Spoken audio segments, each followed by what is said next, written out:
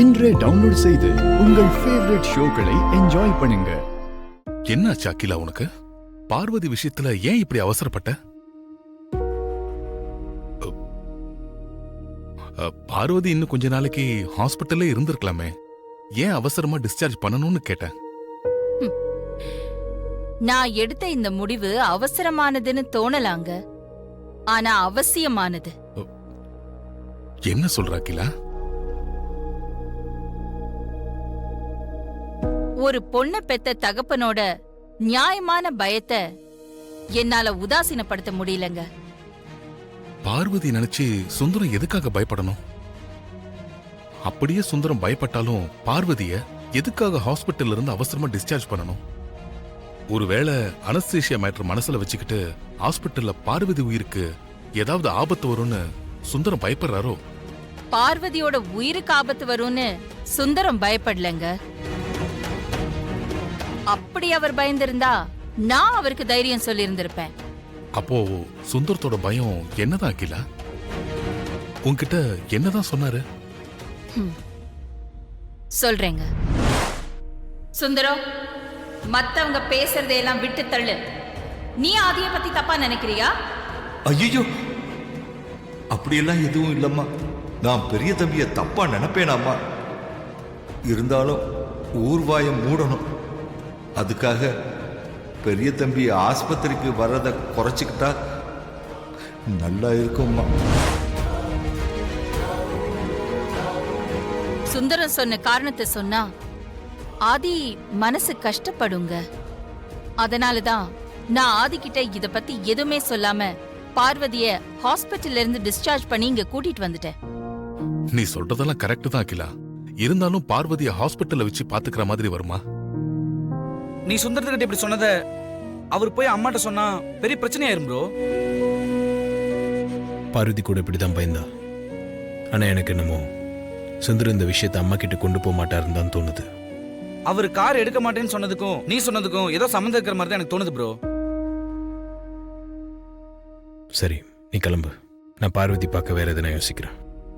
சரி, okay bro. உனக்கு ஏதாவது ஹெல்ப் பண்ணா எனக்கு கால் பண்ணு. உன் எதிரில் வந்து நான் நிப்பேன். சரியா? வரேன். இப்ப எதுக்காக நீ கால் பண்ண? சொல்றேன். அதுக்காகத்தான கால் பண்ண. அதுக்குள்ள அவசரப்பட்டா எப்படி மித்ரா? பணம் தானே வேணும். நீ என்ன தப்பா புரிஞ்சுகிட்டு இருக்க மித்ரா. நான் ஒன்னும் பணத்தாசை பிடிச்சவன் கிடையாது. எனக்கு பணம் எல்லாம் ஒன்னும் வேணாம். வேற என்ன வேணும்? எனக்கு பேனா வேணும். என்னது, பேனாவா? ஆமா. உன்கிட்ட இருக்கிற பழைய பேனாவோ இல்ல கடையில வாங்குற புது பேனாவோ வேணாம். எனக்கு அகிலாண்டேஸ்வரி மேடத்து மேல ரொம்ப மரியாதை உண்டு. அவங்க யூஸ் பண்ண பேனா அவங்க ஞாபகமா எனக்கு ஒண்ணு வேணும். நீ என்ன பண்ற? அகிலாண்டேஸ்வரி ரூமுக்கு போய் ஒரு பேனா ஒண்ணு எடுத்துட்டு வர்ற. ஏய், நீ என்ன பத்தி என்ன நினைச்சிட்டு இருக்க? என்னமோ ஸ்கூல் பசங்க மாதிரி பேனாவை திருடிட்டு வர சொல்ற? அதெல்லாம் என்னால முடியாது. எவ்வளவு பெரிய திருட்டுத்தனம் பண்ணிட்டு இந்த வீட்ல வந்து உட்கார்ந்துருக்க நீ.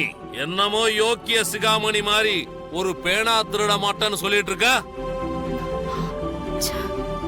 நான் கேட்கறது கிடைக்கணும். இல்ல நீ அந்த வீட்டை விட்டு வெளியே போயிருவ. நான் ஆதாரத்தை அனுப்பி வைக்கவா? சரி சரி, இப்ப என்ன? உனக்கு பேனா வேணும், அவ்வளவுதானே? எடுத்துட்டு வரேன். ஏதோ ஒரு பேனாவை கொடுத்து அது அகிலாண்டேஸ்வரி யூஸ் பண்ண பேனான்னு சொல்லி என்ன ஏமாத்தலான்னு நினைக்காத மித்ரா. அதோட விளைவுகள் வேற மாதிரி இருக்கும். எனக்கு அகிலாண்டேஸ்வரி மேடம் யூஸ் பண்ண பேனாதான் வேணும். உன்னை அப்படியெல்லாம் ஏமாத்த மாட்டேன்.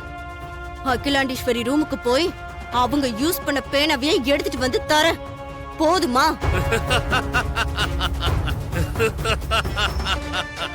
ஓகே, பாய் மித்ரா.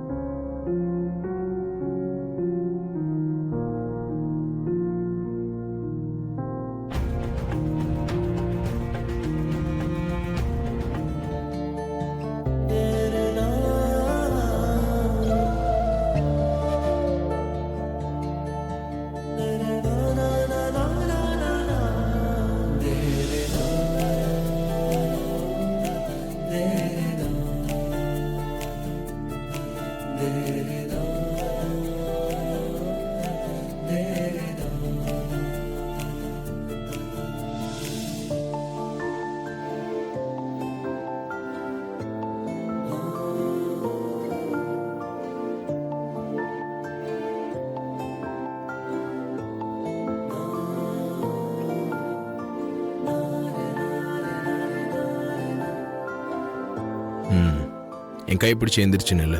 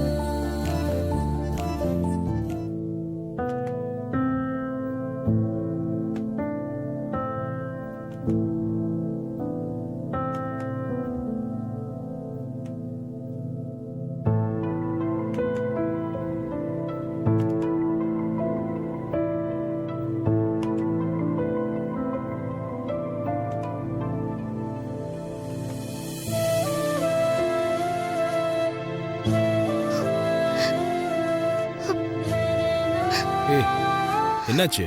கால் வலிக்குதா? இல்ல மாமா, இப்ப நீங்க எனக்கு நடக்க சொல்லி கொடுக்கற மாதிரி தான் நான் குழந்தையா இருக்கும்போது எங்க அம்மா எனக்கு நடக்க சொல்லிருப்பாங்க. நான் அடி எடுத்து வைக்கிறத பார்த்து இப்ப நீங்க சந்தோஷப்படுற மாதிரி தானே எங்க அம்மாவும் சந்தோஷப்பட்டிருப்பாங்க. உங்களை இப்ப எங்க அம்மாவை பாக்குற மாதிரியே இருக்கு மாமா.